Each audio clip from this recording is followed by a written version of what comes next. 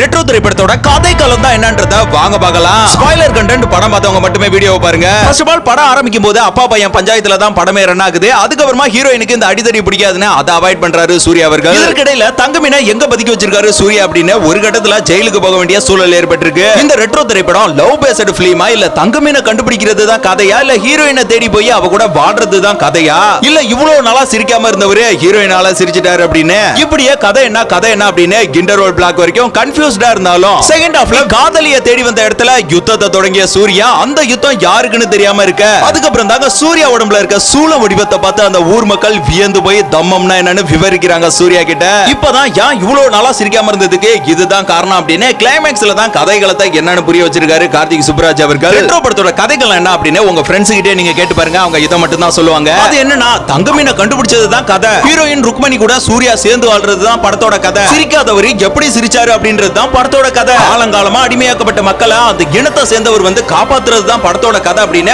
பல பேரும் சொன்னா கூட படத்தோட இயக்குனரே படத்துல என்ன சொல்லியிருக்காருன்னா யுத்தம் தம்மம் அப்படின்னு இறந்த காலம் நிகழ்காலத்தையும் மையப்படுத்தி தாங்க படத்தோட கதைகளத்தையும் உருவாக்கி இருக்காரு கார்த்திக் சுப்ராஜ் அவர்கள்.